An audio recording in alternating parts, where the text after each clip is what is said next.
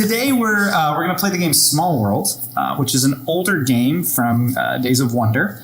And the reason is because this is a game that had a lot of impact on me growing up. And so I wanted to invite Jermaine and Paul to kind of enter into the kind of play that this game evoked for me. And in doing so, we kind of want to explore the concept of play and what it means and how it works. And kind of give a little bit more depth to it than just where most of us go, which is fun. And of course, it encompasses that, but a little bit more. I'm Paul Hoard. I'm an associate professor of counseling psychology here at the Seattle School, and I am joined by... I'm Jermaine Ma, and I'm a visiting professor at interdisciplinary studies.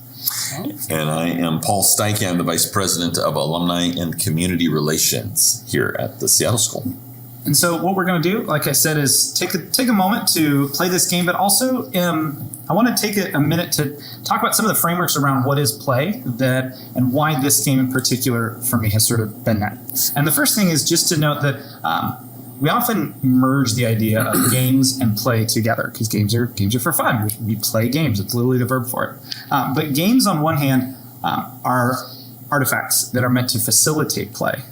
But as we talked about in the last episode, obviously, not every time that happens does that happen. I'm sure all of us have experiences of playing games or trying to play a game where there was no play involved. It became deadly serious, or it became boring, or we were lost in it. And while the game is intended to be play, it didn't necessarily evoke that. So there's an important distinction between play and games. And I'm sure we've all experienced ways where play has happened without the presence of a game. Yeah, you don't need a game to play, but they're intended to do that. Well. And so this game in particular, and board games in general, are definitely a place where I have found myself being able to enter into what the psychologist Donald Winnicott calls the psychic state of play. And that's this sort of beautiful place where there's creativity, but also this capacity to hold a paradox between what's real and what isn't real. And we're both, because in a game, we're both going to be these little chits and characters trying to get money while we are in a actually quite violent confrontation with one another. But we're also three friends sitting around a table having a chat. And so it's this paradox that we're both in the game world and we're in our world that the game sort of invites us into in that playful space that I want to go into. And Smallworld, what's cool about in particular, this is a game I played a lot when I was living in Turkey. That's where Jermaine and I first met. And it's actually this physical copy, if I'm right. This is the actual copy of Smallworld that's made it over from Ankara here to Seattle. And so it's kind of fun for me to be able to actually play this copy that's actually Jermaine's now. Mm-hmm. So maybe let's just jump into the game. Yeah, and then we'll kind of do you know, as we did, do you know why Smallworld, why it was this game that meant so much to you? Was it like what was available or? Yeah, it was. So the game was originally given to me by my sister. Okay. Or maybe given back to my dad. I just stole it from him. I don't remember which. That's just a good possibility of that. Sure. But what I love about this game is that in that playing thing that I said about paradox, that we're both these different races and we're also ourselves. What this game does really well is it kind of messes with that connection we have, right? I grew up playing Risk. And in Risk, you are whatever color that faction army you are, and then that's who you are. And a lot of area control games like this, where you're taking over the space, you are your faction.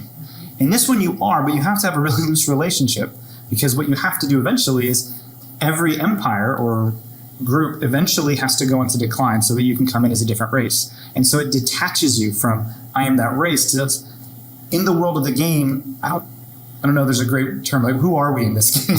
Other than sort of like controlling deities of these different races, because sometimes you'll have your race attack yourself. Okay.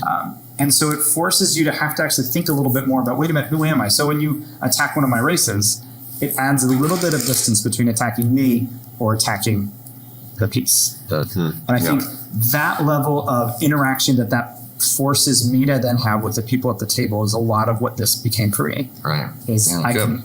I can push, I can pull, but I'm also forced to have to pay so much attention, because the variability of this game, there's a little bit on which races are available, but so much of it is, what did your opponent just do?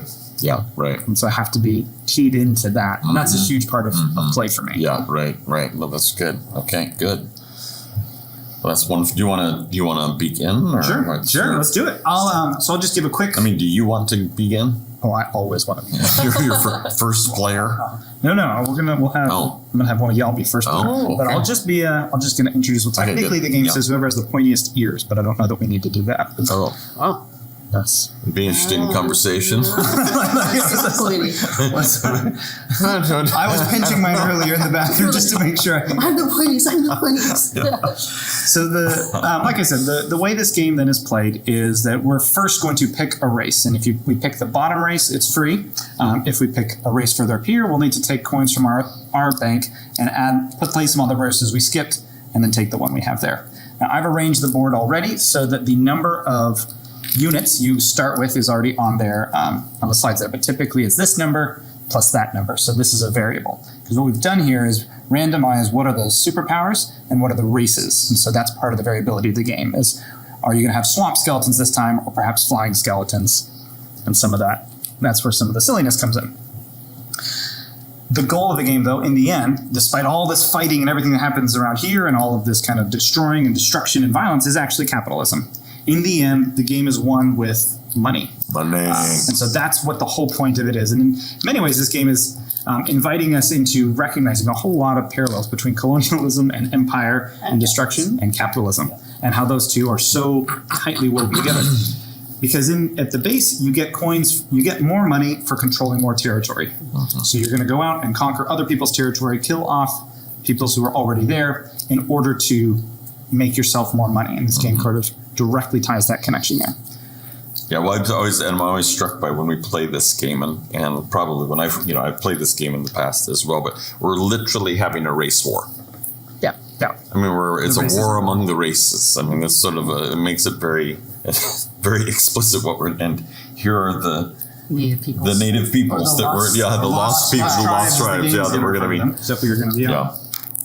Which does, perhaps a conversation we can continue to have, but points at some of the things we've had outside of these recording times. Is like, what is appropriate for a game? Yeah, absolutely. What can be had within the play space of this? Yeah. It's a great question. It's a great question. And I think at the very least, it's worth being aware that that's what's happening. Yeah. Instead of using the fantasy theme to pretend that that's not what we're doing. This is just a game. I don't know. It's just a game. Oh, I wouldn't do this. Oh, come on. Yeah, right. This has nothing to do with the clothes I'm wearing.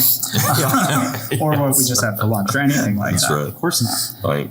So I'm going to go through here quickly just what our current available options are and how this works. So at the base, what you're going to do is we're going to get some tokens here. And then when you go through the game, you place a certain number of tokens, and that's how you conquer. And you just sort of keep going. There's very little randomness when it comes to the actual fighting, except for the last attack, you get to use a die. And each one of these has a special power, like I said, and that's randomized with a different one. So the sorcerers, what they get to do is that if they are adjacent to another race that has a single unit on it, they are actually able to convert that person into a sorcerer. Oh, Kind of vampiric in that sense. Yeah. That person dies. And that person is now dead. Yeah. And additionally, the sorcerer army just grew, because that doesn't come from their it comes supply of available sorcerers. It comes from this other stack that I placed here, which is sort of the bank of sorcerers. So they're one of the few armies, along with the skeletons in the base game, that's able to grow, while the others are limited at the start. Bivouacking means that you get these defensive structures, so that after you've conquered a few places, you can then place these structures underneath it to make it harder to take over. So of course, it adds a little because bit of reinforcement. you need 3 to take over this now Exactly. instead of just 2. Yep, it's 2 for base, and then any piece of cardboard on top of that is an extra 1, Including mountains. including mountains, other tribes, Trips. and other units. Okay. Yep. And so bivouacking, what's nice is that they're flexible. You can rearrange where they are Okay. each turn. When you at the okay. At the end of your turn. At the end of your to turn. Versus like mountains don't move. Versus Yeah. mountains don't move. Right. We're not moving mountains. So, ye of little faith. no, we don't have that much faith. Humans, on the other hand, really like farmlands. This yellow spots, you can kind of see here, if you use a few of them on the board. And so every farmland they control is worth an extra coin. So they're somewhat motivated to control the farmlands. And then they get an extra 2 turns per turn with the alchemist, no matter what. You just always get 2 coins at the end of each turn. Okay. 2 coins, and not- at the beginning. At the end of each turn, you get it. Tritons are able to take places that are adjacent to water for 1 less, so they can expand faster. They also, since they're underworld, are connected, all these little spots with the with these tunnel symbols are easier to take by one less, and they're adjacent to each other, so they can attack here and then go straight to there and bounce around. That's around an interesting combo there. Yeah, they're going to spread fast. Yeah. Flying means that you don't have to attack adjacent spots. You can attack anywhere on the map. Okay. Amazons get an extra 4 units only during offense, and then you have to remove 4 units when your turn's over. Oh, So they're very offensive, very not very defensive. Swamp is very similar to the humans. You get an extra coin, but this time for swamplands that you control, and those are one of these brown spots marked on the board. And then skeletons are the other race that gets to grow, because every time you kill 2 populated spaces, so it's not number of chits, it's places that had enemy units in it. Every 2 of those you kill, you gain another skeleton into your army. Every 2. Okay. So if you killed 4 spots with people in it, you would get 2 more skeletons. And that includes the lost tribes. That includes lost tribes as well as your opponents, as well as your own yourselves. Your own in decline race. Yeah. I'll describe how going in decline works a little bit later, but for now, what if we do either of you want to go first, or should we just roll the die? Let's roll the die. Roll the die. I got a 0. Ooh, well, you got to, I mean. And I also got Paul, if you get anything but a 0. Paul goes first. Now we have a rule in our home that if it's the cocked die, if it doesn't count. Yeah, period. Okay. All right. Sorry. So you. Sorry. Oh. But I got caught again. All right. 1. Oh. 0. All right. Let's see. 50-50. All right. Oh my goodness. I'll go first. Okay, so I guess get those out of the way. There we go. All right. So I'm just going to go ahead and I will just go ahead and quickly take the sorcerers because they're right here. Mm-hmm. Now, when you begin, the rest of them slide down, and now mounted ghouls are going to be the next option. I'm going to put these extra sorcerers over here on the side just so that I don't accidentally mix them up. All right. And then I can come in on any side of the board that I want. So I'm going to start over here. 3, 1, 2, 3, and then I just attack, starting with this spot, any place adjacent. So now I can actually also go back and attack here for 2. And then I'm going to roll to try to take that spot. So I got 2 plus the 1 that I had there makes 3, which is more than enough to take that. So I can put that there. Now I get to rearrange where I want my sorcerers. And so in order to protect them, I'm going to keep the... I think I'll do that. You want to talk about mounted ghouls? Yes. So mounted ghouls are that for the farms and for hills, which are these green and these yellow. Okay. My color blindness gets me sometimes, but I think that's right. You can take those for 1 less. So you can spread out faster. Similar to the tritons, just now with mountains and things instead of just touching water. Ghouls interact with going in decline. Normally when you go into decline, you'll have to reduce your units down to 1. Mm-hmm. Ghouls you don't, and then ghouls you can actually continue to fight with them, even after you're in decline. So, but I'll explain a little bit as we go along. But for now, go ahead and end my turn. I've got 1, 2, 3, 4, 5. So I get 5 coins from the bank. I don't have any other bonuses, but I do get to place these bivouacs underneath my sorcerers there. All right, and Paul, it's your turn. Okay. Yeah. I think I'm gonna work with the humans. So I'm dancer. Right, man. All right, so let's see here. I'm going to go ahead and come here. So I'm just going to begin here 2. Okay. And then here, because I have a +1, I'm going to take the foreign land course.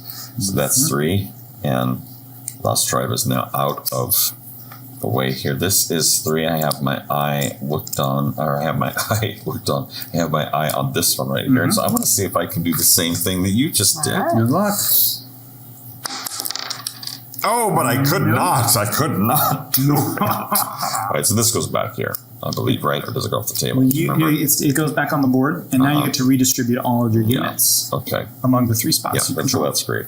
So I'll begin there. I'm going to get, I get 2 coins for the alchemist, and I get 1 coin, so I will have 3 coins plus this, so I have a total of 6. 6 coins. Yeah. Yep. I'll take the 3s. I see the ratman. Sorry. Yep. So there should be 13 ratmen here now. Sure. I was looking for the extras. extra. All right. So Ratmen, their advantage is just there's a lot of them. It's the only one with 8 in the starting set. Dragon Master means that once per turn, you can use the dragon, and you can take, no matter how well it's defended, you can take it for 1. And then the dragon sits there, and it is invulnerable until your next turn when you have to move the dragon. That's great. Now, is this an expansion or is this all? This is all the base game. That's interesting because I don't remember that. I don't remember some of these factions. No, Or sorry. these super And that's the dragon part. So once the dragon gets moved there, it's invulnerable to anybody? To anybody, but it's yours. You can take it for 1. No matter how powerful it is, you can take it for 1, and you can do that once per turn. Once per turn. Yeah. Sponsor, I'm going to go with this. The Underworld Tritons. All right, so we'll just slide these bad boys down. Paul, if you wouldn't mind. I do not mind. Berserk at all. Wizards. So it takes Sure. less than 1 for these cave and water. Yep. So you can anything with a cave you can take for 1 less. So you can take that for just 1, and anything touching water you can take for 1 less. Okay. Of course, everything is a minimum of 1. Like, So, for example, this costs you 1 because it's normally 3, but since it's a cave, that's -1, so it's 2. It's next to water, so for the Triton, so it's another minus another 1. So you can take this for, Yep. but you do have to start on somewhere one of the edges. Yeah. so, and again, this is because this is here, it's like that's 1 less. So it would normally take me 3, but Yep. now it only equal 2. Exactly. Start there, all right? So. And this will take, this is still 2. Yep. That's full price. But this one's a 1. Yep. Like, geeks. Total not inside of water yet. This is, So that's still going to be 2 because this isn't this isn't Underworld. Yep. Why are you going ooh, ha ha ha so far? well, I was like, so I Because want she said she wanted to start a war. Oh, Damn, I always want to fight. and he has the. I have the ability to sorcerer, turn you so into If I get too close. if you get too close. So. But it's a small world, so. Well, you can have to. Oh, that's right. heat. It's small. And this will only take me 2 as well, right? That'll only take you 2. Yep. This would only take you 1 because it's and you are connected to this one, but you probably don't want to do that. You're too close. All right, so I'm going to then. What can you do? He you're gonna want that. He's gonna want these spots. So you're probably not going to want to go here. Yep. So I'm going to roll for this. This is less than. It'll take me 1 less. Yep. That means So 2. So I Two think more. it's 1. Yep.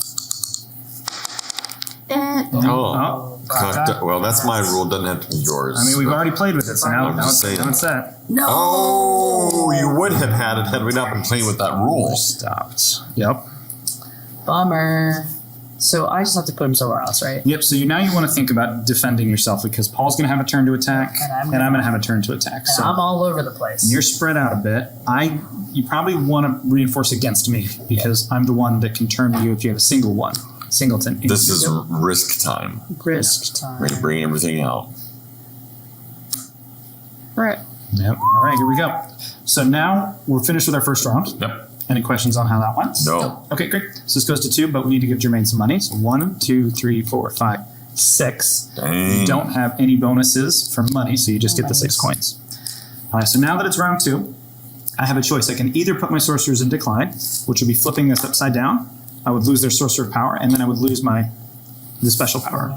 I would also then, which means the bivouacs would go away, and all of my sorcerers would turn upside down to the gray side. But you would still control those. for I'd still now. control them, but they would be in the gray side. And only one Only apiece. Yep. Yeah. So I'm not going to do that. No. this time. Not yet. Not as sorcerers. I do not go gentle into that good night. Instead, You Uh-oh. convert these guys for. nope, because they're in decline. You can't do the Oh. conversion in decline races. But what I can do is go 1, 2, 3, 1, 2, 3, and then I can convert that little guy Whoa. Ooh, into a sorcerer right there. I didn't think ahead about that. Well, Charged a hand. That was expensive for me. All right, so now I'm gonna go ahead and do my bivouacking. Actually, I'm gonna go ahead and put 2 there because I want to keep Paul from getting any ideas. any ideas about Yeah. coming to lunch on you there? You've had some funny ideas in the past. I have. So now that you're on the board, Mm-hmm. you can't just attack from another side. I have to attack from where we started from. So that's why I had to spread out. I couldn't just suddenly come in from another And space. even if I put this in decline, Then your next race you could. then bring it in. Okay. So at the end of my turn now, I've got 1, 2, 3, 4, 5, 6, 7, 8. So I can get 8 coins. Thank you. Oh. Ooh, now it's expensive. Cost you 3. This is the one that I want. This is the one that I want. So we can go ahead and put those ones back in. Okay, now I need 2. Yep. Here we go. Oh, how come? Dice gods. Dice gods are on my side. What did you just say? Is it Geist gods? I don't know. Dice dots. Nothing that made any sense. So I have 1, 2, 3, 4, 5, 6, 7, 8, 9. There you go. Ooh, good work. Thank you. He is raking it in. All right, see now. All right, This I'm guy's- going to redistribute these. Let's see here. Did I do that already? Did I redistribute? You haven't redistributed. Oh, yet, no. because let's see. All right, so then I'm going to put this guy here, there, and well, I'll put this fella here. Little fella right there. Yeah, because I do got mountains. Now, see, the thing is that because you guys have taken up 2 of my spaces, Well, they weren't really yours, to begin with. You kind of came in. And you from kind of the came seat, in, yeah. they belong to the lost tribe. That's right.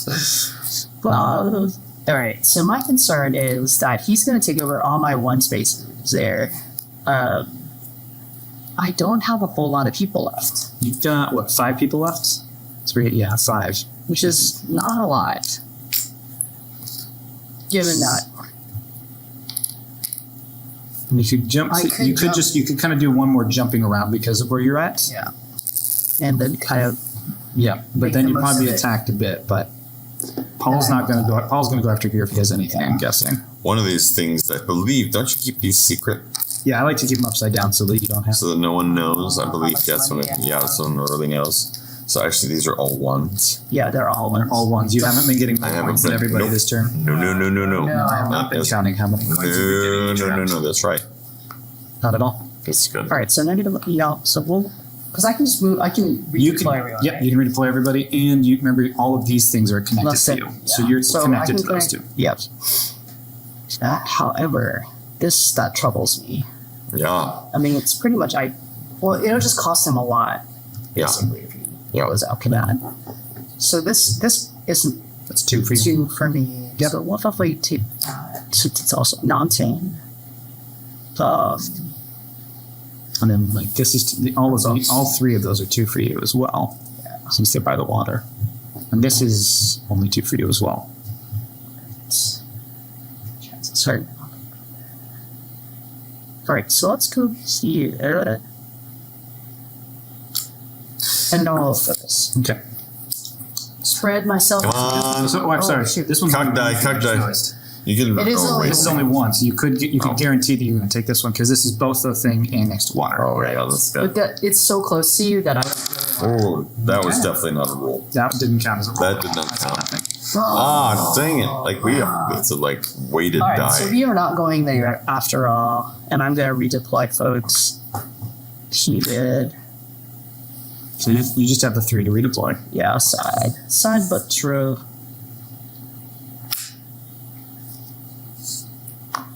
I think that's what I'll do.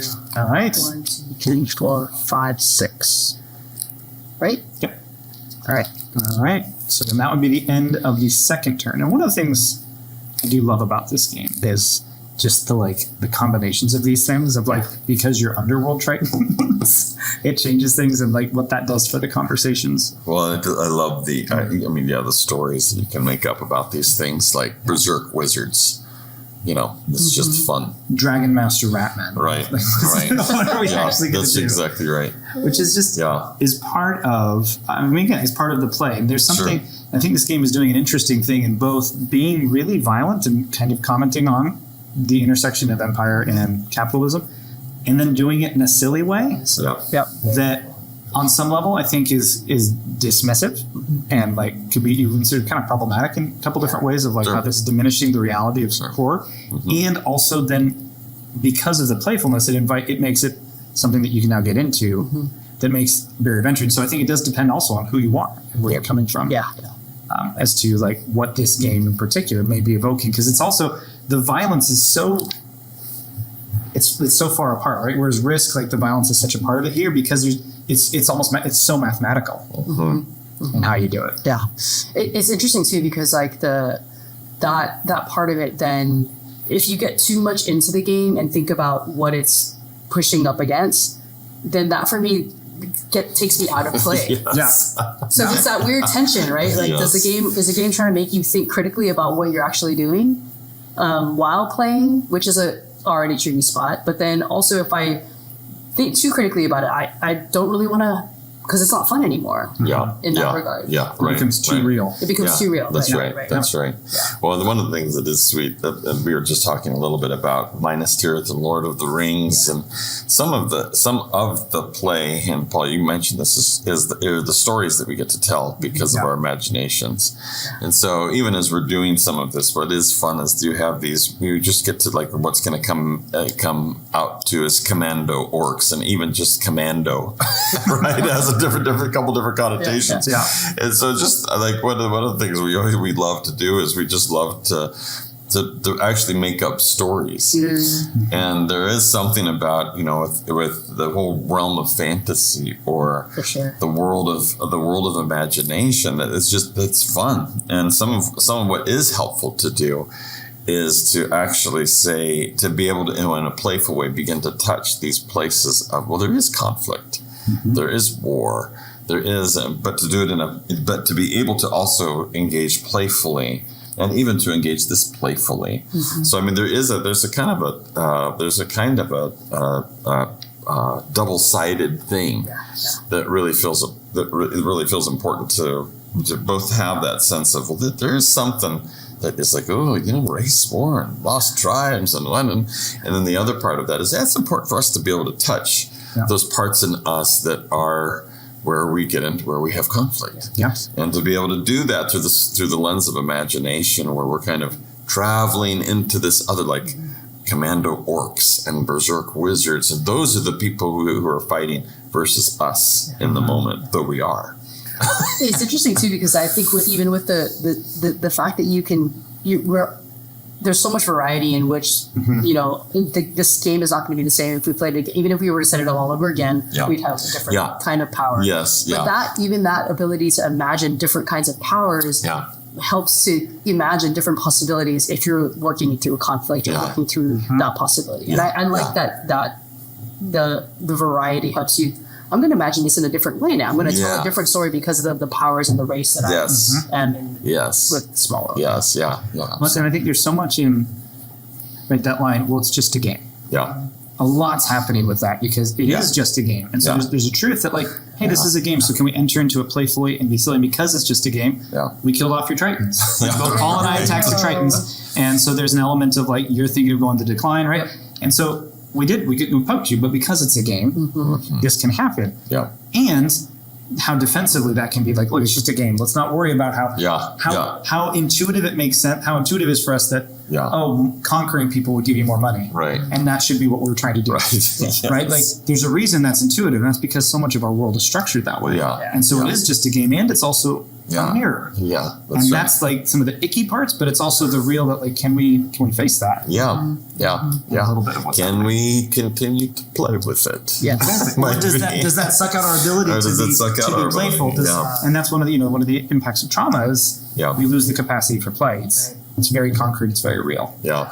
One of the things that we were able to do just recently is we're in the season of Lent for those of us who are liturgically based, and the liturgical calendar, the day before Lent is literally Mardi Gras, or some people call it Fat Tuesday, or Shrove Tuesday, or Pancake Tuesday, depending on what tradition you're a part of. And that notion of carnival is another word that we use to talk about it. Is a place where you actually get to, and you're encouraged to, you're invited to dress up in a particular kind of way to utilize sort of bringing some of the more uncomfortable places within us and to externalize those and to say, here it is. And to then be able to, not in a judgmental or pointing, but just to say, here it is. I mean, I think obviously every community or context would probably treat something like that differently. Yeah. The context that I have been in have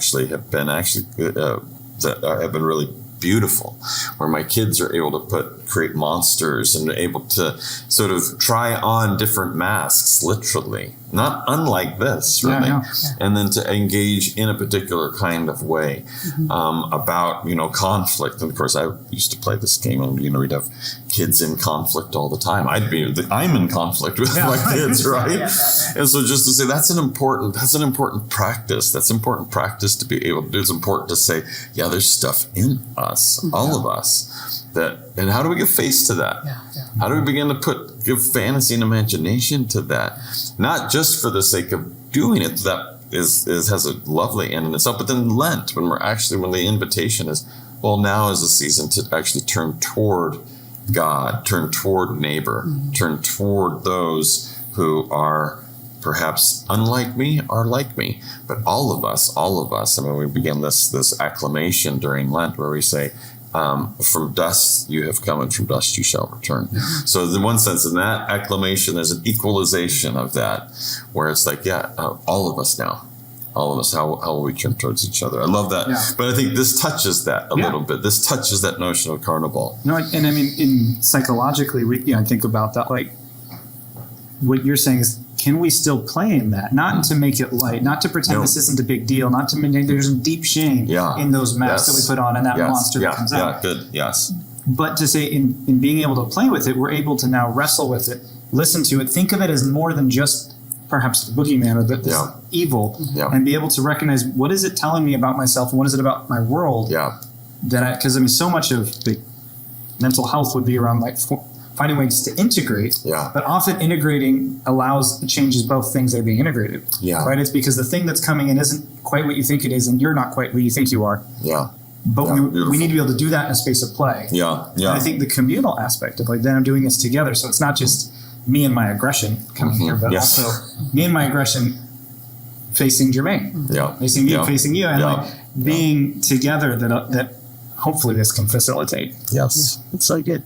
I was also thinking, it's so interesting that you talk about Lent, Paul, and when we think about the boundaries of certain seasons, you're like, well, this is Lent. It's not supposed to be about play, but then how much it's this integration of that we're going to go back and forth, and we're going to hold both things, and both things can be true. We can both reckon with the tough stuff as well as play, and what that both evokes in each of us, and how that changes maybe the shape of play, and how play then changes the shape of what we're holding. And so I appreciate that sort of image of there's a part of me is like, no, this is just a game. We're only supposed to play. That's what we're doing. But then when it evokes conflict, you're like, no, let that go. But then welcoming, what does it look like to welcome all of the different parts of it that come in? And as you said, how do we integrate that and just allow it to exist and give it space? And to communally invite each other to be able to play when perhaps play has been foreclosed to us for whatever, because of our story, because of what we've been through. But to, as a community, begin to say hey, can we cultivate play? I mean, think of this because again, going back to Winnicott, who I referenced earlier, his idea of psychotherapy was actually play. And where the patient can't play, you're actually helping to cultivate that capacity within them. And I think that's what you're talking about in your community with Lent. Is can we bring play to those monsters within us? Well, there's a really lovely story that happened this year. There was we were making masks and everything, and one of the older women in our I was at the table and we were kind of making these masks. One of the older women made her mask, and what's really fun is to see everybody was participating. There's some people are like, too cool for school, but most people participated. And so she made this beautiful mask where it was just like she had a feather here and a feather there. And I said, so what? So we went around and we said, so what's your mask? And she said, she had this beautiful kind of slide grin. She's like, guess. That's not a setup. Well, it really was, and I was so like, yeah, but again, play with me is what it was I heard, right? And so I was like, well, you look like a dancer, like from the 20s. And she's like, okay, yeah, that's good. And I said, but you also look like not from a reputable establishment, but maybe a seedier establishment, maybe a place where they would sell alcohol, but it would be illegal, and you wouldn't be able to. And she's like, I always wanted to be sexy. Oh. Isn't that lovely? And so even just her, like, and that, I mean, I feel teary now just even thinking about it, but that notion of here she was as an elder in our church, and certainly as an older woman, sort of touching that sense of I was sexy, and then their next sentence was I'm sexy and I never was. And so that's just that's like, wow. I mean, what now here's what a beautiful thing to touch. What a beautiful, tender thing to and it's not even monsters so much as they're all parts of us. They're parts. I want the superhero of flying without being terrified of heights. I want the opportunity to be a dragon master and to be able to, to be able to wield scary things. Well, I mean, this is in some ways, this is an entree into life. I love that gave her sort of permission to tap into that and express it and not just hold it for herself, but to display it for others to ask about. And enter and hold that with her. Totally. Cool. Yeah, it's lovely. Okay, so we just beginning of the third turn, we just finished your turn. So I now have the opportunity to go into decline if I want to, but I still have 4 little sorcerers with which I can play instead. So I'm not going to go into decline. I'm going to keep fighting. Yes, you can. Because I can, and I can take that person because Can you take that person? I can take with my power. But did you? Then so take him from there. But don't you need 2 tokens with the mountain? No, because it's a sorcerer. Oh, she would have played it totally different. Totally differently. She would have played it totally different. Do you want to reorganize your people then? My gosh. Like move these ones? I mean, you're going to take over that He's one. touching your pieces. Don't touch your pieces. I was just saying those pieces. Well, I would move them you'd have to move. you would still take over. I'm going to take over one either way. There's no, you don't have enough people to protect all of the spaces. All of them. But the mountainous spaces seem more important than the little spaces. So yes, I would have reorganized. Why the mountainous space? Oh, because it'll take more for him to overturn it. Then what I'm going to do is this. Whoa. Kill those 3. Lost tribes. And then I'm going to turn this one. Whoa. Into that. And then I'm going to roll for that spot. Oh, give me a freaking break. Get it? Yes. Jeez. All right. Then because of my bivouac. Lost tribes. Okay. Go ahead and bivouac there. Keep that bivouac there. Keep that one there. Actually, I'm going to move this bivouac under this person over here. And I'll move this one over here. I don't know if that makes a difference, but there we go. Wow. Keep Paul's lands away from it. All right, so 1, 2, 3, 4, 5, 6, 7, 8, 9, 10, 11, please, Jermaine. Oh, that's brutal. Also because you 1, 2, 3, 4, eliminated one of my spots. 1 goes away. 1 comes here.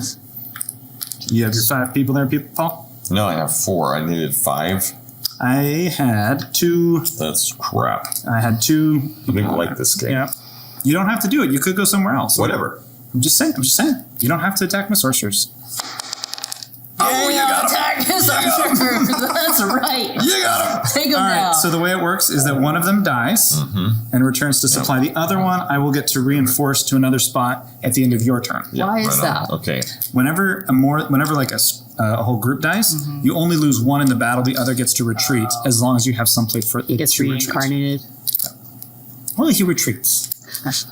He doesn't retreats. die. He doesn't die. He retreats. Okay. So I'm going to then reinforce this one to right there. And I'm going to stop right. I'm going to stop right there. Okay, so this is 1, 2, 3, 4, 5, 6, 7, 8, 9, 10, 11. My goodness. Goodness gracious. Oh, thank you. There's a 10. There's a 1. I'm just going into decline because I am a dying race. Okay. Quite literally. So you flip it over. You lost the power. Yep. No. And it only goes out to 1. You go down to right? 1 everywhere. Yep. And I collect my monies for Yeah. that, which is not much because you all have really I don't think I And did then 1. this one. I think that was your friend Paul. 5. 5. I don't think I attacked you once, No, did it's I? just- Yes. Yeah, you did. No, it was Yeah, you. that was you. Was You did it me. once. You did it once. Whatever. We have You were recorded trying this. to make yourself feel We better. have recorded this. We'll find You were out. trying to make yourself Roll feel the better. tape. Roll the tape. You It wasn't have. just me. I mean, There's I that am. commercial, the challenge playing with throw the challenge back in there. Yeah, that's right. Can we get an instant replay on Watch that the one? video. All right. Did you get your money? Yes. No, I did. Okay. So then this dings down to 4, and I too will go into decline. 1, 2, 3, 4, 5, 6, 7, 8, Curses. 9, 10. So I lose all my bivouacs. They're now gone, gone, gone. And I lose the excess You sorcerers. said you had 10. I have 10. So then My goodness. you can put those back. All right, Paul, your turn. All right, let me just see here. So this is 3. I need the 3 just to take that one. So I don't understand. I think there would be no reason not to go into decline because I can't quite make it over to anywhere else that it would. Did you want to? I was going to add one thing to that, just in go case. ahead. Just to remember, rules wise, you will lose the bonus for your land. I know. For that, so That's what I'm trying to think. Do I do it one more time because it's fairly lucrative? no. Okay, so I think I'm gonna actually do that one more time. And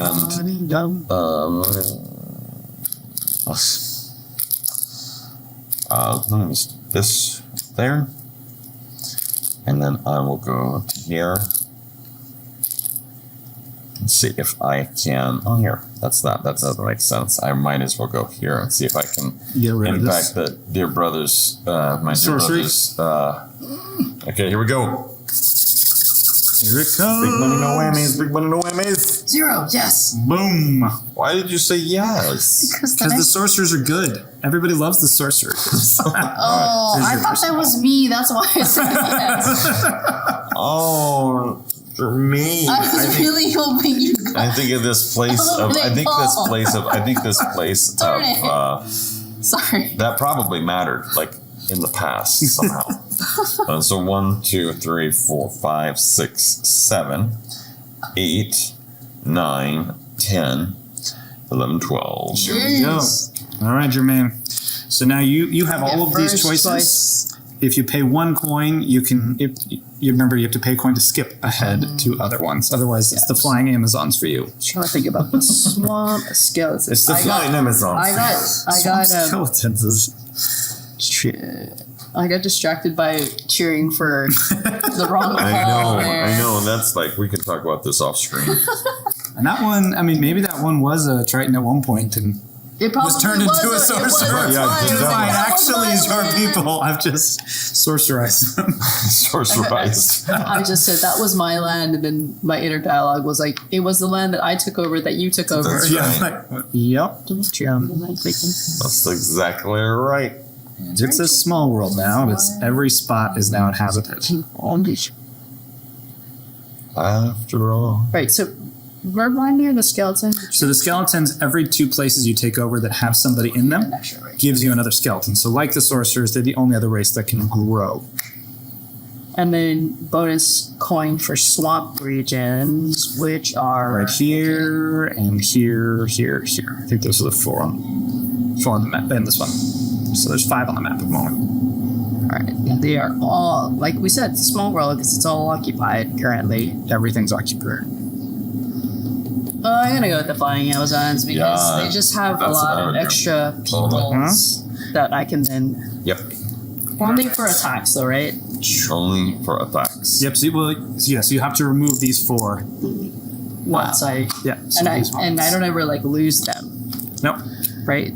Yep. No, because you'll always have to remove them before you get. Yep. So The you commando orcs are now on the table. Commando. it just seems appropriate. I know.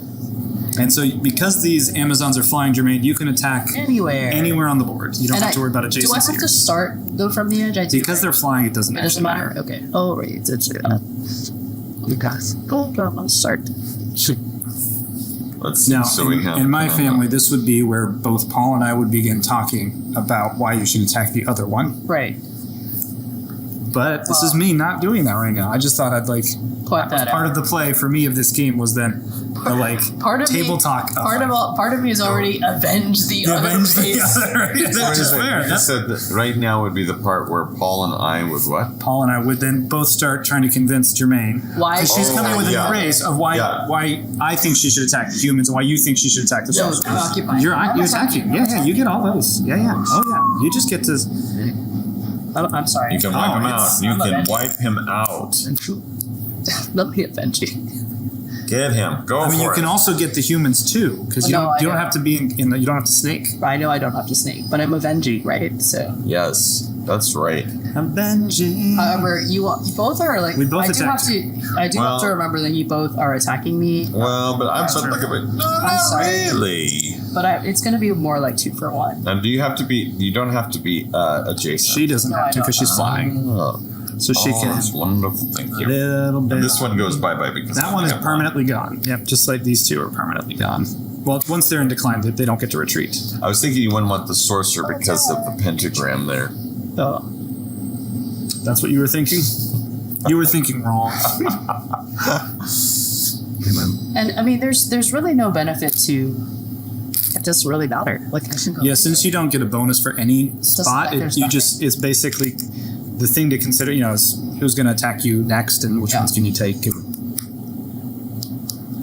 Oh, and you're still living. yeah, Paul still has a revive race.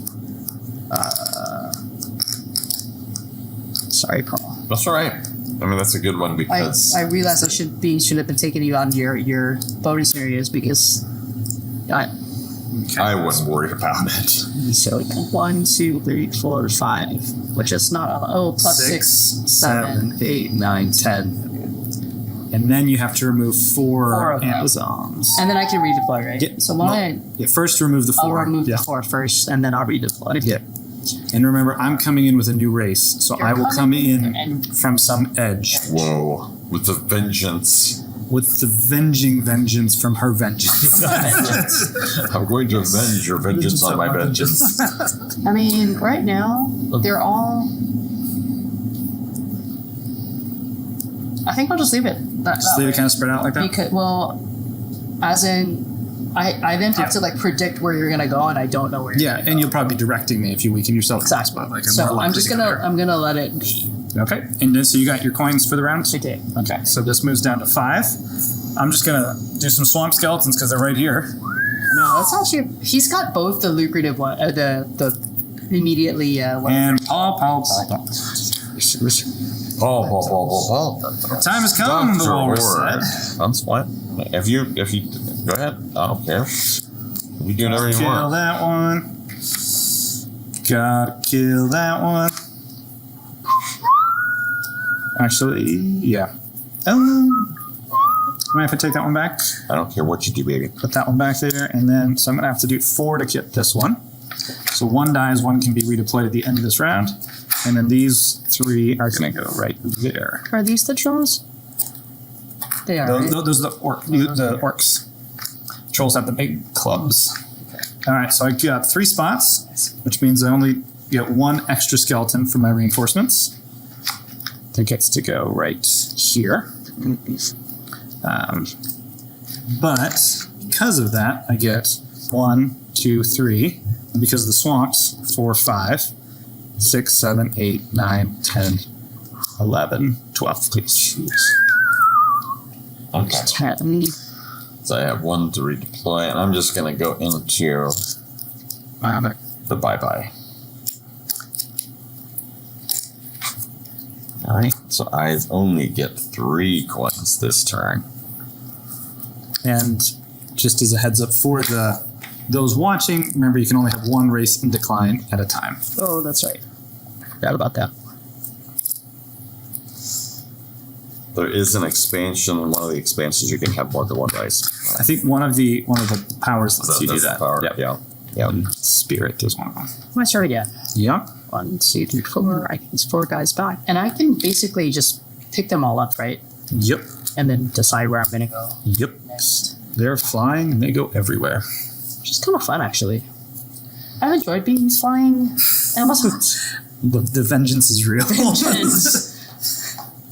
All right. We're going to continue on in the vengeance round because I do recognize that I thinned myself out, but Yep.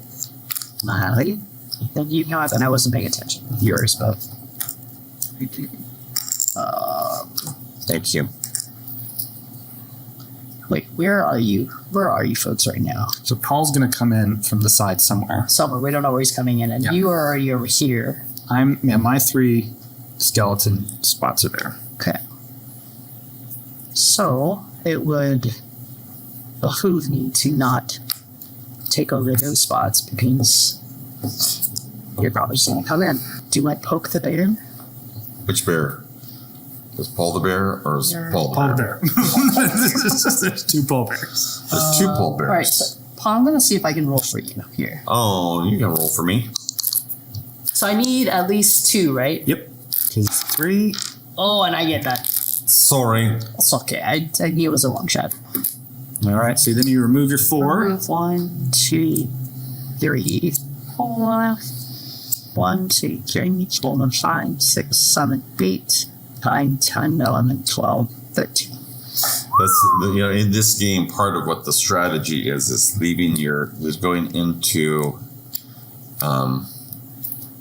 not to remission. Decline. Thank you. At the right time. At the right time, so that you can leave some things on the board, so you can actually begin to collect from the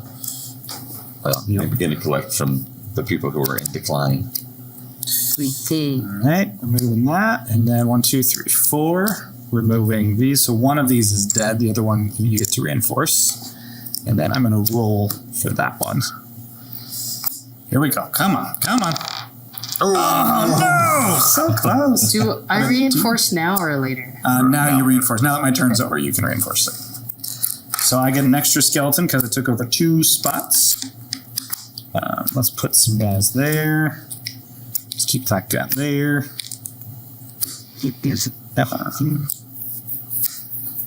Go ahead and put those there. Well, put them there. So 2, 2, 2, 2.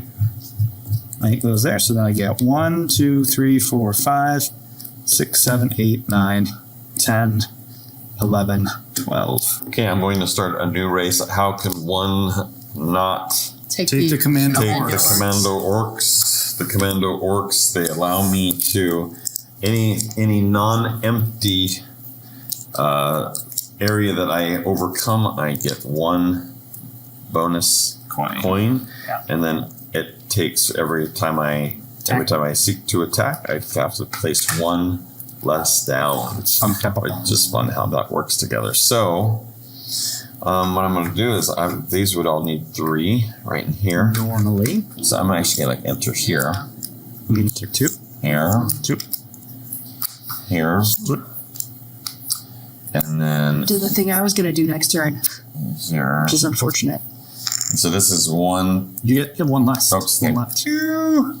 And then This one's dead. These 2 here. 8.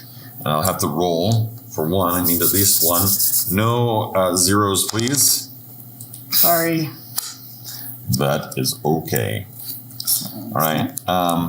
Okay, so that is 8 right here. So 1, 2, 3, 4, 5, 6, 7, 8, 9, 10. Well, not to say that I have to have a bunch every time, but I mean, it would be I nice. did like the olden days. It's the olden days when you were racking The up, olden days. Back when the 10 humans plus. were just. taking over the world. All right. So you, All right. with only 3 more, Yep. you have a maximum of 3 more spaces you can take without abandoning 1 space. All right. I'm gonna take them. Sorry, lost peoples. And I'm gonna just try to roll for. This is a long shot because then I need Go. 3, right? Yep. I'm rooting for the good Long guys. shot. Oh! Oh, no long shot. All right. So now I have to take out 4. 1, 2, 3. Ooh, I have thinned myself out quite substantially, All right. So you get. and I will probably leave them there. Okay. Yeah. 1, 2, 3, 4, 5, 6, 7, 8, 9, 10, 11. All right. So whether or not that was a good idea, I don't know. I think it's a great idea Let's see. because you're going to. I mean, you'll probably have to go in. Decline. And next, decline. Yeah. Which is why one of those other. I know, but I needed some coins too, Jermaine. It's the competition for space. And he's just gonna take over all my. He's going for them. I'm going for them. Going for those swampy Those places. swamp places. Oh, Nope, didn't get it, but I do get blanks another. are on this. Half of them are freaking blank. dice. I mean, like, Half of them are blank. what, 3? All right. Well, let's put these right there because I think Paul's there, so maybe I'm just gonna reinforce right there. And yeah, because I don't. Seems expensive for you to go other places. All right, so then I get 1, 2, 3, 4, 5, 6, 7, 8, 9, 10, 11, 12, 13, 14, 15, please. My goodness. And yep. Okay. That was My this is the 7th turn. I'm going to go into decline. Paul's declining. And then you have to take your other folks, your humans, Humans go all the way to. Yeah, so now I have only Foba. I'll happily take your Yeah. deceased. I get 4 coins. All right. I also am going to use a decline. Okay. Now on the 8th turn. So just Oh, interesting. 1, 2, 3, 4, 6 left.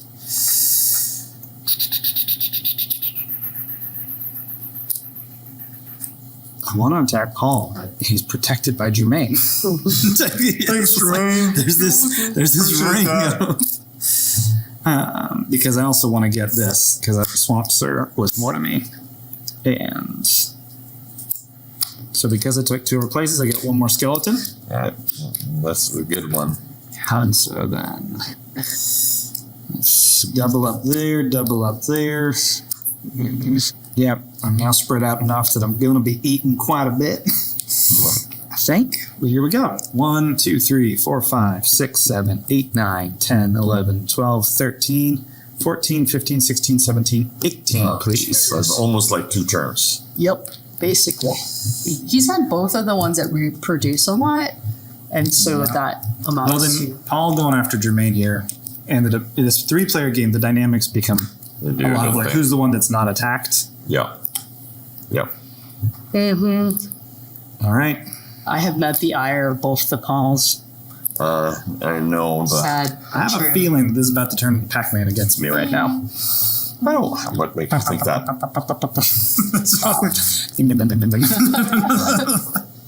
That's interesting. I'm looking to see what some of these things do. So the wizards, I'm looking at the wizards. They collect 1 bonus coin for each magic source you occupy. Which are These yeah. spots And right a turn, here. so these are these. I think there's 4 of them on the board. And then what?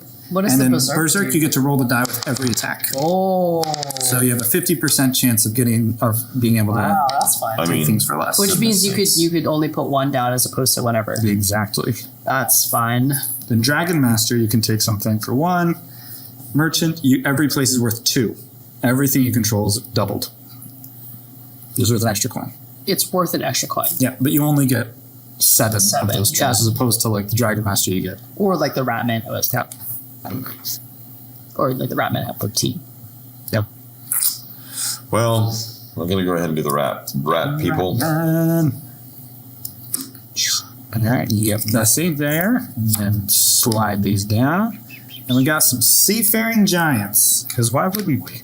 Well, that's right. Very giant. Well, and that's one of my favorite series. The Seafaring Giants? The giants are actually seafarers. They're looking at Wait, what series? This is the Stephen R. Donaldson's Chronicles of Thomas Covenant the Unbeliever. Okay.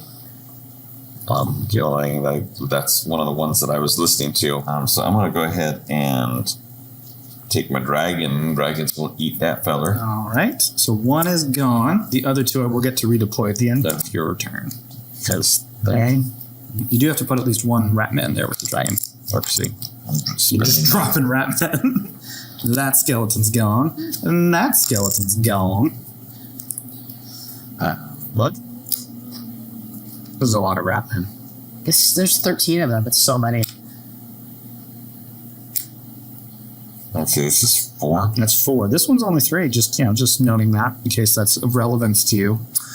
Well, it is, but sometimes it's not. I hear that. So that Little one. signet, so he's a goner. And then this one is a go. And this That one's one I gonna need be to 3. roll for. Well, I'm just giving it to you just because. Just in preparation of how well the die has worked for you. Oh, nice! Thank you, Paul. You're welcome. No, here, hold on. Just a second. No, I'll Hold take on. it. I'll accept it. Really? I don't. That's the very definition of cockeye. No, I would have accepted it. I don't want no pity. All right. There's so So this many. spot is invulnerable. That is it. So you just use the 1%, Yeah. right? He needs to keep it under his control. Oh, hey, these guys wanted to decline. You're done. All right. You're done. That one's going to go there, and that one's going to go right there. Oh, I didn't take my money, which is not that much. Wasn't that much at all. Wasn't a great run. So 1, 2, 3, 4. I think it's just. We don't know these 5, guys 6, too. 7, 8. Oh, thank you. Wasn't an awful run. Could have been worse. These guys are dead. Okay. I think I'm going to go with these ghouls. And if I'm reading these correctly, the ghouls, they all stay on the board, right? Yeah. And Yeah, I even after continue you to go- attack. Even after you go into decline. Attacks, which sounds So we kind got of some fun. pillaging halflings, Paul. Oh yeah, pillaging They just halflings. need As to halflings are known for. stay alive. That's like All right, and the mounted areas are... I know, Mounted is the yellow and the green are all cheaper. Okay, yellow and green. Yep. All right. Those are the ones that you can take for less. So this is a green, but this is not a green. Yeah, sorry. The hills. They're the hills and the farmland. So the lake Right. greens. So how have you seen games shift? How is this different than, like, I know that you're a big fan of Blood Rage. Yes. Most recently, or at least I am a you're, big fan of that. And the Eric Lang. the whole Eric thing. Yeah. What Yeah. would you say? How would you say that the games you like are different than this? No. So, let's see. What I like about that one. Let's see. One, those are bigger games. This is Yeah. a pretty simple. Once you get your head around how the special powers work, it actually is a pretty simple mechanism that Yep. is tweaked and different. So I like that one. That those games are bigger. They have more mechanics. There's more Euro elements into Yep. some of those games. Yep. And then I like the combat in those a little bit better. That they've got more variability, a little more randomness, more play, more Yep. reading your opponent. Yeah. So the defensive side isn't as passive as it is here. It's just sort of No. I can try to talk my way out of being attacked, but that's about like Please don't attack me. How has your sense of play shifted since you started playing this game? Yeah, I think when I first played this game, it was a lot for me. Like there were so many things moving that this felt like a big game. Yep.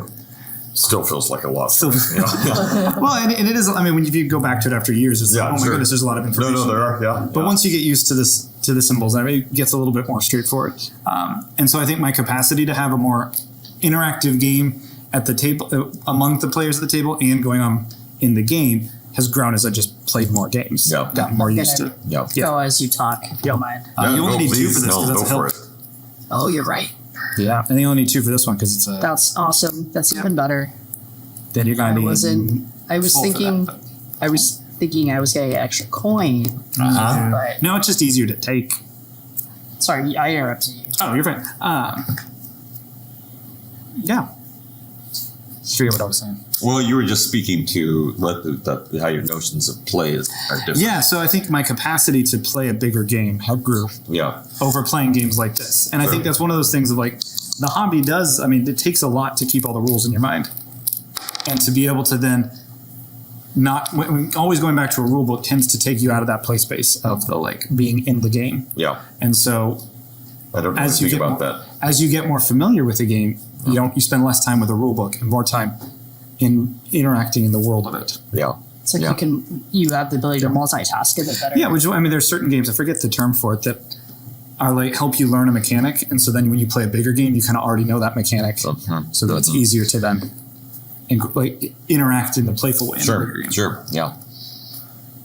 It reminds me of Esther because that whole like SFI, the subsidiary focal integration. Yeah. Once it becomes a part of what you're integrating, like it's no longer this like thing I have to like think about all the mechanics of it anymore. So, which is kind of fun. So would you say your notions of play have been static, but your capacity to engage play has then shifted? Is that would you say that's the and through this medium in particular, to enter that psychic state of play. I mean, it's sort of like when you're learning something new, your mind has to be everything is conscious. Everything's like you have to think through what you're doing on every move. Yeah. Whereas once you know how to ride a bike, you don't think about what your legs are doing. You're just riding a bike. So then you're actually free to do more on the bike and to be more playful. Right. And I'd say the same thing is for games like this with me. It's like for Infinite, I forget the like Infinite possibility. There's more possibilities. Yeah, there's more possibilities. Like as you learn the structures of how to think like a gamer, the possibilities of what can happen grow. Yeah. The skeletons are going to go into decline now. Nice. You have pushed them to the brink. I took 8. You can double check. So you should have had 1, 2, 3, 4, 5, 6, 7, 8. Yeah. All right. So 1, 2, 3, 4, 5. That's all there. Oh. No. Only one of them That's dies? on a roll. Only one of them dies. That's nice. Which one are you rolling for? This one right there. You do need to have a place to... Okay. That's right. So I still have one skeleton on the board. All right, so I have 1, 2, 3, 4, 5, 6, 7, 8, 9, These schools are 10, ugly. 11, 12, 13. 13! And these guys are off the board too. And the board is getting a little bit more clear. I have one more play. Yep. We each have one. So I'm going to go into decline next turn. Which is always the best move on your last turn. Which is always the best move. That is unfortunate. Okay. My turn, right? Yep. Okay. 2 more turns is what you're saying. You have 2 more turns. The rest of us only have 1. So you've got... I get to redeploy these guys on. The meta's already my turn, so it doesn't matter. So, here you go. Thank you very much. Okay. Outside of board games, what would you say has impacted your notions or your sense of play? I'll jump in while you're thinking. Sorry, Jermaine, don't mean to always be asking after my turn. After my turn, I get this flood of now I can think. Now I'm curious. Speaking of space to consider and to open up what's available. This is where the initial stuff around psychotherapy as a form of play has been really interesting to me. So I mean, I found my teaching and being a counselor actually quite playful, and those are spaces where a lot of I think the best work is done when I'm in a place when I'm able to be playful in there and I'm able to find my way towards a sense of play. And I think those have taught me different ways of playing. One of the things I love about what we're doing here is that it's 2 forms of play for me. Woo! Coming together. Sorry. It's the game and it's actually this conversation. It's being able to, those are both intellect and thinking and ideas. The world of ideas is another playground for me, if you will. Yeah. Makes sense. So. I'm going to take some Berserk Wizards. We'll see how we do. Do I want to do that? Or 7 versus 9? That's the hard part. Yeah, controls are guaranteed too. Yeah, this is the game that's so interesting because I never played it enough to wonder about this notion of balance that we talk about in but there's so many different there's so many things that they're bringing together, which I think is really lovely. Where the number of tokens that you have is defined by 2 different things. It's like, well, are there subpar combinations and better combinations, and what's I'm intrigued by that. So we're going to take both of those spots. And then I'm going to roll to take that spot. This is your last turn. This is my last turn. This is it. This is all I get to do. Nope. I do put some troll layers out here. Oh, nice. So I get 4 troll coins. layers. Okay, so this Should have done the Berserk Wizards, but that's my okay. last one here. Whoopsie daisies. Whoopsie daisies. That's not you. I'm going to take them anyways. You don't Talk get about to. Those are my colonization. goals. Yeah, not you. You don't even get your own game pieces. All right.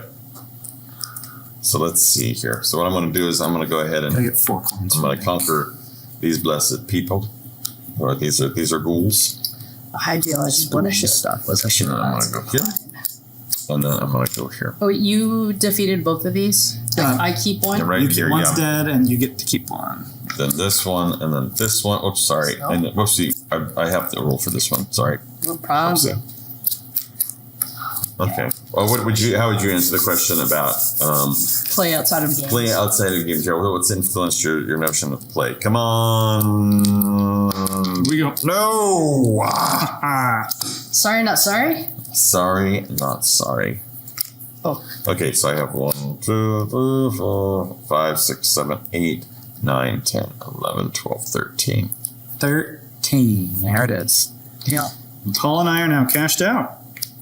So, Jermaine, you just want to maximize your points here at the end. Yep.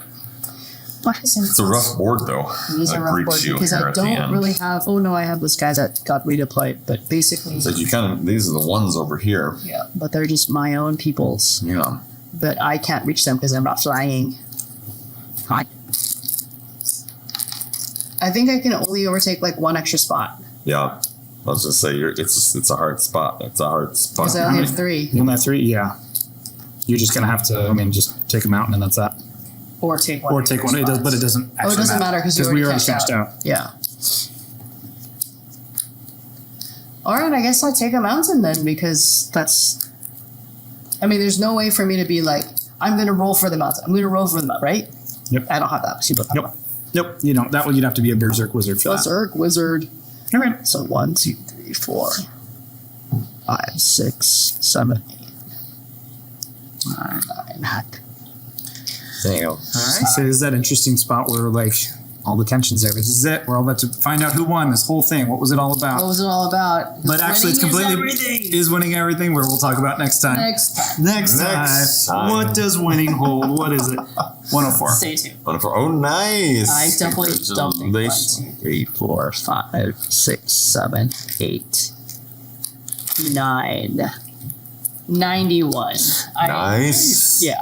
I will say to your point about the balance. Yeah. It's always impressed me how balanced this game Totally. is, despite the incredible amount of variety. Yeah, well, this is I'm always intrigued by the skill that goes into doing this and saying, okay, so how do you pair these things up so that and like what algorithm says, oh no, this one, this is a little bit out of balance because you have a 5 there or a 3 there versus Yeah.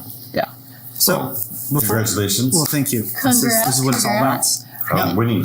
Winning. I'm trying to think of Everything an is winning. answer to your question Yeah. there, Paul. About Yeah. what is a vote, but I think for me, sports has always been a part of it, but it gets tricky there with sports. I mean, I've grown up playing sports, so that's play, but it's also competition, which is kind of this. But there's that fine line between competition and my level of performance. And so when, I think we've talked about this before, like when it gets to the place where the competition is high and my performance is low, or I don't feel like I've performed as well as I ought to, then it's not fun anymore for me. Yeah. So how do I remain in this space where it's like, this is still fun and I'm just here playing? So sports, I think being in the water, surfing, what I'm 9 cold places, I guess. But so sports, I think, is another way for me to play and be out there. And I think there's something about moving my body. Yes. Like, and I think this is part of it, right? Like the game that we're playing is also very embodied in some ways because we're moving. It's not just we're moving things with our minds. We're having to move our bodies in the midst of it. Yeah. Sports is a little more embodied in that. But anyway, so that's a quick answer to your question. I appreciate that. Yeah, that's good. Yeah, and I just think because that play, it's when winning becomes too serious, we lose our play because it has to stay in this as if, like, we have to act as if winning matters. Yeah. As if these coins are not just pieces of cardboard.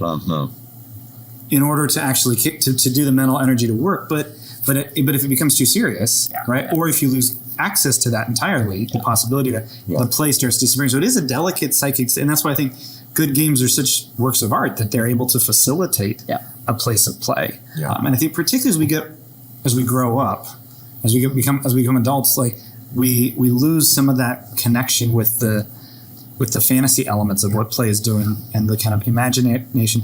And that it really does evoke a sense of creativity. And what I would kind of want to get our conversation to is actually a sense of what I think is beauty. Like you mentioned before that, like, you like beautiful games. Yeah. And I agree. I think the art is something. Yeah.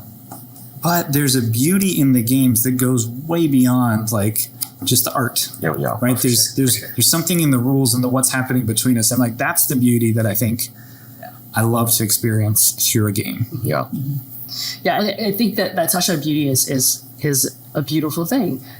You can have beautiful games, but if the game isn't fun, then it sort of like cheapens the beauty of the aesthetic of the game. But if it's also aesthetically pleasing and the mechanics of the game are like, you can have a lot of fun with it, all of a sudden you have this like elevation of beauty as if it was the game is or was more beautiful than it just if you're to lay it out. It just looks like, yeah. So there's that balance, and there's that delicate balance again with art. But I love the notion of like what we are creating here together is also beautiful. Because it requires something of us, right? It's not beauty that can be experienced just from looking at them passively, right? There's an activity, because there's an investment we've made that's part of the beauty. I was thinking about chess in this way. There was a book I was reading by Jonathan Rowson around chess, and he's a philosopher and a grandmaster, and he talks about the beauty of a chess move that if you don't play chess, you can't appreciate. You can't, like, you literally can't see it. And I think if you aren't playing the game, you don't experience, like, these are just cute pictures or ugly pictures, whatever you like. But it was interesting to me that it took you a moment to even realize how ugly the ghouls are. Yeah, I was like, they're ugly. These are actually really gross. Like, if you look at there's brains and flies and eyeballs hanging out. If I knew how ugly they were, I probably wouldn't have chosen, to be quite honest. But it speaks to, like, right, that the aesthetic is a part of the game, but there's some beauty that pulls us in. And even like today in filming, how we've lost at times track of the fact that we're filming as we're just in this game. And I think that's that, like, it's like cultivated beauty, or something you have to have invested or worked towards, because you otherwise to even have access to it. I mean, the other layer of beauty, Susan, you were going to say something. Were you going to say? No, go for it. Yeah, I was going to say the other layer of beauty that's also fun to think about is that what we create, not just in playing the game, but I think relationally, like each game we play together, there's like a deeper level that I get to know each of you, right? And there's something there that connects us, that adds to not only the beauty of or the aesthetic of a game, whether they're really ugly, beautifully drawn in ugly ways, or or just the way that the mechanics of the game. I think there's something also relationally that is a beautiful sort of creation, or third space, if you will. Like how, sorry, maybe go for it. I was just, when you say it contrasted with like when we played Turncoats last time, and how I felt very familiar with that game. You'd played a couple times, and you were completely new. It was like my first time. So there was a totally different experience in terms of what did play look like with these different levels of familiarity. Whereas with Smallworld, I think all of us had played this quite a bit years ago. And so there's sort of there's at least some level of familiarity where we're sort of, or at least remembering that, as opposed to this being a brand new experience. For many of us. But go ahead, Paul. Well, I was just where the beauty actually, I kind of went a different direction. We do Paul and I do this thing called KidSepCon, which you came to this past year. We do this annually, over on the Kitsap Peninsula, and I was remarking to the person that we were with, Nicole, that were at some point, just talking about how so often game spaces are not beautiful spaces. And you and I went to a couple different things where it's just messy. And so like the surrounding areas or where the context where the game is played just it's not a beautiful environment. And I'm wondering about that. Like, well, what makes that so? And I don't have answers, but I also know that there's probably a type of brain, there's type of person, there's type of people that actually engage in games in such a way where this becomes the world, this becomes the all-enveloping world, and whatever aesthetic exists outside just doesn't exist. Yeah. It's like it's very why would we have a plant over here? What's the point of the flowers? Yeah. But for me, that's actually the whole experience. Is I actually do want to host something that for me there's an aesthetic to the game, and I know that's not for everybody, and there's lots of reasons for that. But and so that's an interesting place. It's like there's the beauty that is around, or is the aesthetic that's around, is actually part of the play. For me, part of the enjoyment of the beauty, and that's a live thing for me. It's the game, but it's also the context, which is like I tend to focus on the people I'm with, but you're bringing also then in like the context of the table. And I know you particularly, Paul, will pay the extra for the terrain pack and the extra part, the parts of the game, which are chunky pieces. That give it a more aesthetic and more beautiful experience. Yeah, as opposed to there's a sensuality there. Yeah, which a game like this is interesting that it's just cardboard, as opposed to maybe it speaks to when it was created. Like I can imagine a Kickstarter nowadays of this would have been millions of miniature plastic pieces all over the place for each one. Well, and for me, I think that's interesting that sensuality is a venue into play, that the sensuality, that aspect of sensuality is important for play. And because I think play for me has to do with the body and my capacity to actually to actually remain in my body, to be somehow connected to my body, somehow connected to my own sense of centeredness as I seek to play a game. And there are multiple, given my stories of abuse, given multiple different ways of things I've experienced, not being in my body hasn't always been easy. Yeah. And especially with games, it can be so laden with shame. It often will pull us out. The sensual experience or the somatic experience is another way of saying that. The somatic experience is one of dread or breathlessness or tension or consternation versus one sense of freedom. Yeah. And I don't know how we actually get to a place of play without some sense of, to go back to your earlier point, some sense of freedom. Okay. So it reminds me too of what you were talking about earlier about kind of like the place that you sat. It reminds me of creating hospitable places. Yeah. Right. Yes. And how if the place isn't welcoming, you were talking about how earlier you're saying how sometimes it's like the place is uglier. I was in my mind, I was thinking like smelly or something. Yes. Why would you think a board game space is smelly, Jermaine? Without question. I'm just going to go into my T-Rex mode here for a second. And just, why would you think that? But there's a reason. But there's a welcoming, and so even just to bring your body to a place that you feel welcome or safe enough to begin to like engage with people. So I love that in my mind, what you're talking about is creating a hospitable place, a welcoming. Yeah, that's right. And how that allows our bodies to relax a bit and be like, okay, I'm good here. I'm okay. Yeah. I don't have to like arm up and worry, like, what does that smell? Or what is that? Or what's going on here? Or why is that there? Or why is that not there? Yeah, that's right. Yeah. And to that point, like food, drinks, snacks, whenever I invite people over to my home we always spend a little time in the kitchen just sort of getting the drinks that are necessary to go downstairs. We did this last night. Yep. But all that to say, I think there's a hospitality. Hospitality is huge. And then Henry Nouwen, this is probably a well-known, maybe not a well-known quote, but Henry Nouwen spoke once to say that hospitality is a space where people can change.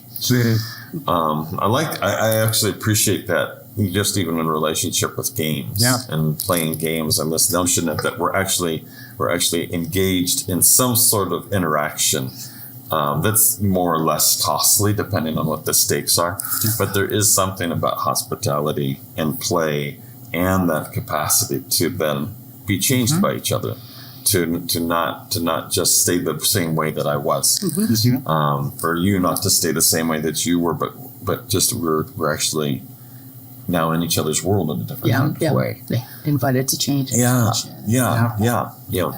It also reminds me of something else that I think Nowlan says in one of his books about like sort of like welcoming all of who we are home. Yes. In a hospitable place allows for all of the different aspects of who we are to really abide in our bodies. So it goes back to the hospital place again. But also what you're saying too is that not only are all of who we are welcome, but it also is welcome to shift and change as well. Yeah, so that's right. That's right. Yeah, that's beautiful. Which a game like this, in a tiny little ways, is actually forcing you to do that. You're not, you didn't get to stay the Amazon stuff. Which is minor and silly, but also does really kind of get you to play like, I had to play differently. I have to be different, and they're all welcome here. I think. That's one of the things going back to that carnival. Like I can try, sure, all of the races here are about fighting each other, but they're also in different ways and cultivating different things. And I think it's one of the ways that I love this. And again, the mechanics of the game force you to play differently because the matching of the race and the superpowers are going to be different. So you have to then change and transition and welcome a different way of being and thinking. Oh, well, maybe just to kind of take us back to what we said at the beginning about a game like this, right? This, there's all this beauty that we're talking about, and there's this play, and there's this, but it's also over. I mean, this is about empire and colonialism. I mean, this is about violence and murder, and so it does take us back to: is it possible to hold a space for both? Like to be aware? Does acknowledging that make it impossible to stay in a playful space? Does being in a playful space mean that you are doing nothing but dishonoring the reality and the way that these two speak to each other? And I don't know that there's a universal answer to that. I think there's a contextual response that we might each be able to give in a moment, but I think at times, absolutely, this game has been about, I would say, in service of whitewashing for me, right? It's just a game, right? Whatever, and there's a lot of ways that the fantasy world, has been critiqued in different ways from that front. Right. And then I think we could also use a game like this to say, can you see how capitalism pervades this and how easily that makes sense to us? And can you see yourself in how quickly we lose track of what's happening? And like, even though like, I'm going to get you now, Paul, right? And that it became about this interpersonal, and then, and like, I just noticed like when you sort of apologize, and I'm doing it anyway. But I'm going to say, I'm sorry to the lost tribes, but I'm doing it anyway. But in the end, it's just a piece of cardboard. But it's in our minds because we know that also that is connected to a very deep, very real horror. And even just thinking about strategically, I'm trying to cover as much space as possible to make the most money to win the game. And so even though I'm apologizing, it's a fake apology because at the end of the day, I'm still winning. I'm still going to do it. I'm still doing it. I'm just going to acknowledge I feel a little bad about it. A little bad, but then, So it is interesting. I was thinking about, there was a moment that I caught myself being like, you took over my land. And I was like, wait, but it actually wasn't my land. I took it over from the lost tribes. So there's that moment, I think, in recognizing, okay, there's a bigger story here. It's not just about you taking over me, but it was like, wait, but I occupied it first from someone else. This has been contested before.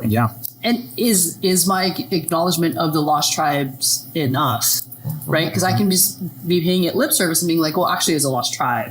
And so really, I should really honor them.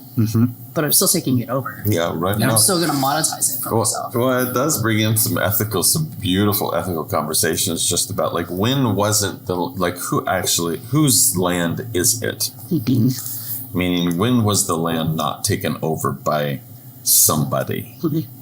And how would you begin to trace that? And it's just a fascinating thing to say. This is maybe this spot maybe had a couple generations of various people. There is both this kind of I would say neoliberal critique where it's like, well, that's just bad. That's just bad. It's like, well, this is really interesting because when wasn't the land taken over? How far back would you have if we were going to return land? How far? That's a complicated question. Even it's especially in the Northwest, especially in Seattle. Right. And I can hear some people being like, well, yeah, sorry, we shouldn't talk about it at all. That's exactly right. Like, it's not It's worth just, it. Like, yes, yeah, that's right. It's just a game. It's just a game. They're just cardboard. That's right. It's just cardboard. Let it be. That's right. Well, and I think that some of what games do then in this regard is that it can say, wait. Don't just it's just not an easy answer. Yeah. Like who has the easy answer here? Yeah.